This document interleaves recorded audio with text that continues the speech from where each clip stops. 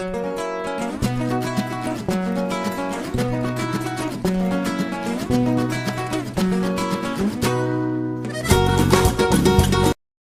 guys, so I'm finally here with my favourite, or my top 13 books of 2013. This was quite hard to narrow down, as I'm sure you guys know. I've been watching everyone's top 13 books, or their top 10 books of 2013, and everyone read some fantastic books in 2013. I read 131 books in 2013, so it was quite hard to narrow it down to my favourite 13. I discovered new genres, I discovered new favourite authors.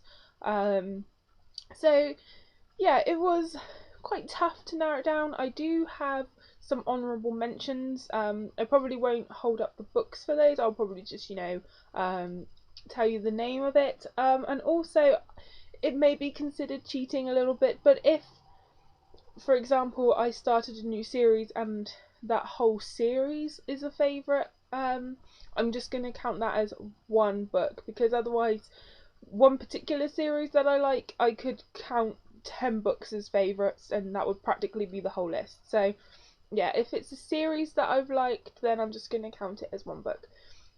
So let's get this show on the road. They won't be in any particular order, because it was hard enough to narrow it down to 13 books, let alone put them in some sort of order. Couldn't have done it. But starting the list off, I would have to say this is definitely one of the very top of my favourites, and that would be Crash Into You by Katie McGarry. I read this book in October. It came out in December, but this is my advanced copy, and guys, I absolutely loved this book.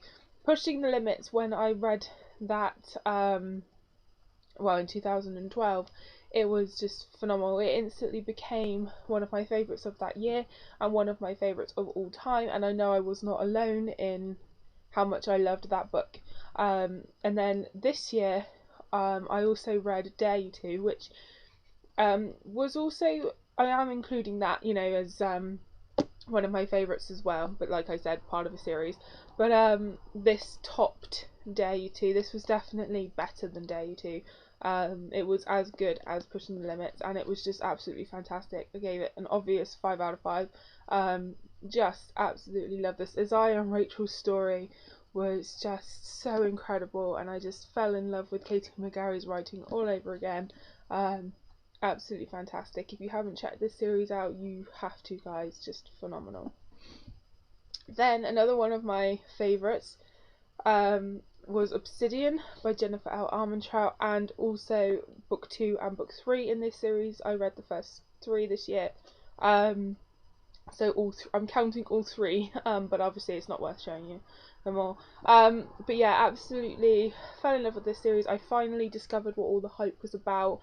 Damon and Katie were just incredible characters. I love the whole alien aspect of it. And I actually, the beginning of 2014, I've just finished reading book 4, and oh my god, guys, just loving this series, loving Jennifer L. Armentrout, and it's just incredible. Highly recommend. And let's see, next on my list of favourites is Of Beast and Beauty by Stacey J. This was a book that Ryan and I read as a buddy read, because we both really love Disney's Beauty and the Beast. We're both big fans, and so we decided that this would be a good choice for the buddy read, as it's a retelling of, obviously, Beauty and the Beast. And oh my god, guys, I absolutely loved this. It was so good. It's told from 3 points of view. You have the Beauty, the Beast, and then some random guy that you didn't really need in there, but we had anyway. And it's a futuristic dystopian retelling, and I was both excited and nervous to read this, obviously, because of how much I love Beauty and the Beast. So it was tough, but oh my god, I didn't have to worry. I mean, it even made my favourite covers of the year, because it's just gorgeous. And it's fantastic. Basically, you have this domed city, and it's keeping all the normal people away from basically these mutants. And one night, one of the mutants, who is, the Beast, goes into the garden to try and steal the palace's roses, and he's caught. But he and the princess, who is blind, they fall in love, and there is more to it than that. It's actually pretty dark. It was darker than I was expecting, but it was absolutely phenomenal. I can't even speak, it's that good. Phenomenal. It has one of the saddest chapters in a book I've ever read in my life. Loved this, just absolutely, and it's a standalone as well, which is pretty incredible. It had everything that you need in there. Now, a series that, like I told you guys, I'm counting as towards one of my favourites, but I read 10 books in one series this year, and it's the Sullivans series by Bella Andre.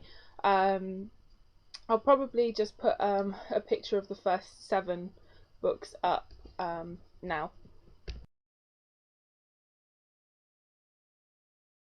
I actually started this series in January 2013, and I think it was the first 7 books that I read, one after the other, in January to February last year, and then as the new books were released, I then read them as they came out throughout the year.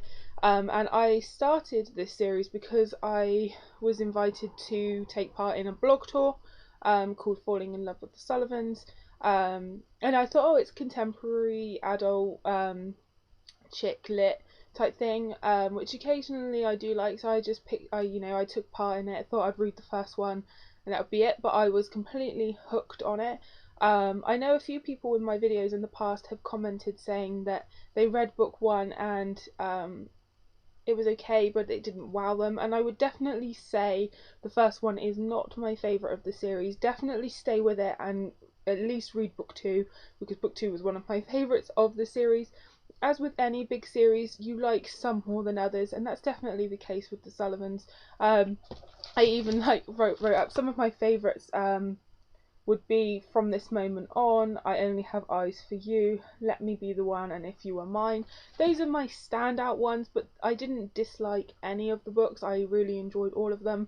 Highly recommend them if you like Kristen Proby's Seattle series. I actually prefer the Sullivans over that series, but I enjoy both of them, but the Sullivans has the edge for me. But yeah, I love that series. It was quite hard to show you all the covers for the whole series, as there's 11 books in that series now, but yeah, the first 7 I will have put up for you. Okay, the next one that I read the first book and the second book. I read one after the other. I finally got round to reading it this year. Highly hyped up series, and I totally understand why now, and that's Cinder by Marissa Meyer. I also have to include Scarlet. Both were favourites, absolutely standout books. You guys will have heard about this, will know all about this book. It's a retelling of Cinderella, and Cinderella is part cyborg, and it was absolutely fantastic. Parts of it that were heart-wrenching, even in Scarlet, but I'm so excited to read Crest this year, which is the 3rd book, and as we speak I actually was just sent Crest for review, and I can't wait for that one. I'm hoping to read that maybe the end of January. But love this series, 5 out of 5. It's just absolutely incredible. Marissa Meyer, I love you. The covers just they're stunning. I wish I had the US hardcovers, because I just want them to stay perfect forever. But yeah, both of those were fantastic, and I just loved them both. Okay, the next 2 books, I'm not going to count them separately, they do count as one each, but they're both by the same author, and it's Jennifer L. Armentrout writing as Jaylyn, and they are Wait for You and Frigid.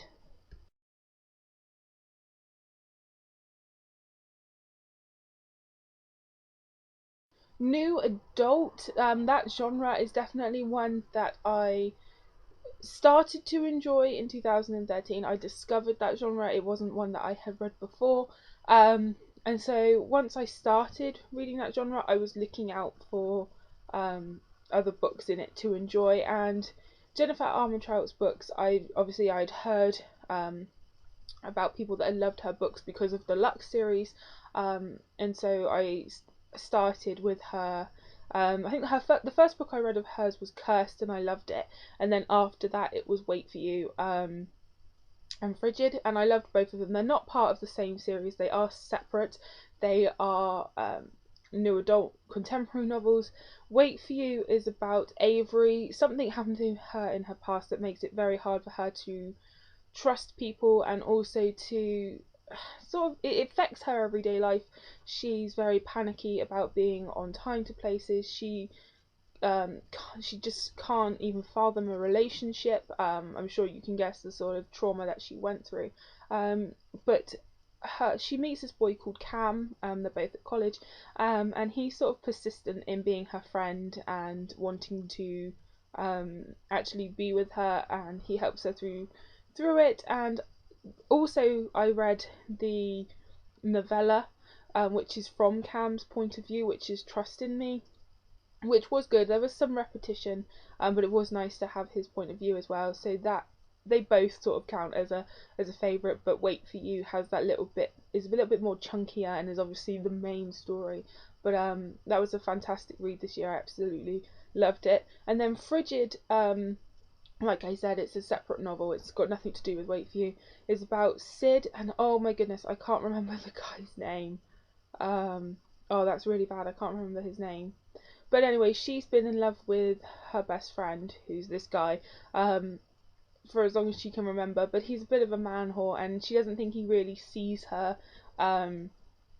as sort of romantic material, because they're best friends. She's sort of off limits. But he's also been in love with her, but he doesn't think he's good enough for Sid. You know, she's sort of on the pedestal. She's untouchable. But they're supposed to be going away to the ski cabin with all their friends, but there's a storm and their friends can't make it, so they're sort of trapped alone. Some weird stuff is going on, and their feelings sort of come out. It was a really cute little novel, and it's really bugging me that I can't remember his name. That's gonna seriously bug me. As soon as I finish recording this video, I'm gonna go look that up. But yeah, I really enjoyed that novel. There are a few aspects of it that I didn't like his man whorishness. I hate that. That's a trait I find attractive, but the actual story of Sid and this guy that I can't remember the name of was really good, and I really enjoyed it. The next one that I'm counting is 3 books, but I'm counting them as one because they're all part of the same series, and that's the Too Far trilogy by Abby Glines. This is the first book, Fallen Too Far. I, a bit like Jennifer L. Armentrout, I had heard a lot about Abby Glines, mainly for her Vincent Boys books. Because those books had a lot of hype, I didn't want to start with those, so when I saw that she had this other book, I opted to read this one first, and as soon as I picked it up, I was hooked. I read this book really quickly. Not gonna lie, it's very cheesy. If you don't like those sorts of cheesy romantic books, you probably won't like it. But the end of this book was truly horrific. Not in a gory, bloody way, but I mean cliffhanger, horrible ending. Why did it end that way? And I couldn't wait to read book 2 and then book 3. I was so impatient. The ebooks came out before the physical books. In both cases, I bought the ebook, and then when the physical copy became available, I bought it. Absolutely just loved this series. There's, as with a few other books, there are some aspects of the series or the books that I don't like. There's a few just niggly bits that I just didn't appreciate, but really enjoyed. Overall, the series is a 5 out of 5. Love it. It's not for everyone, like I said, really not, but as a fun escapist read, really enjoy it. Then the next book is Falling Kingdoms by Morgan Rose. I read this in February, and oh my god, it was absolutely incredible. One of my favourite books of all time now. It's essentially a YA version of Game of Thrones. It's really the best way of describing it. You have these 3 kingdoms that are all battling for power, and then you have the points of view of different people in those kingdoms, and it's very hard because you can see everyone's point of view almost, so you don't really know who to side with, because you read one person's point of view and you're like, yes, I'm on their side, and then you read the next person's point of view and like, oh well, now I don't know. So you have a princess, her name's Chloe. She's travelling into enemy territory to find a power to save her dying sister, and also her friend killed a peasant boy, and that sort of sparks an anger and some danger there. You have a rebel that's trying to become the leader of a revolution, a sorceress, her brother. There's just so much going on in this book. You would think it would get confusing with all the different points of view, but it doesn't. They all stay very separate, and I cannot wait for the sequel to this one. I'm a little nervous for it, like I do get with sequels. I get a little bit panicky, like, oh, will it be as good? And I almost get nervous to read the sequel. I don't know if any of you guys get like that, but I do. But I am so looking forward to seeing where this goes. Then the next book that I read was Acid by Emma Pass. This was the first buddy read choice, and both Emma and Ryan read this with me, and I'm very wary of dystopians, as I've told you guys many times on this channel, because it's not my go-to genre. Sometimes I get bogged down in them, I find them really slow and really boring, but not the case with this book at all. One of the best, not only books I've ever read, but dystopians I've ever read. I loved that it was set in the UK.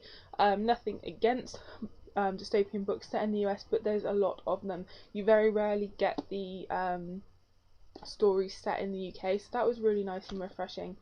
And Acid is basically this police force. They control and rule everything.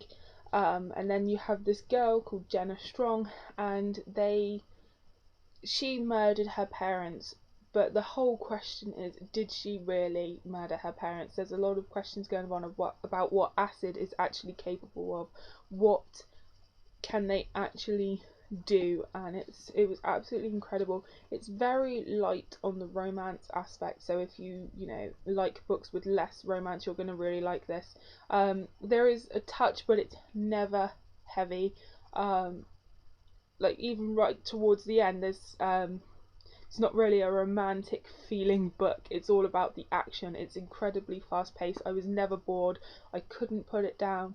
Truly incredible book. I know when it came out in the UK, it wasn't out in the US, but I think this is coming to the US in 2014, so definitely mark it as to read, because it was truly outstanding. And for me to say that about a dystopian book, it really sort of touched something, and it was just, it was incredible.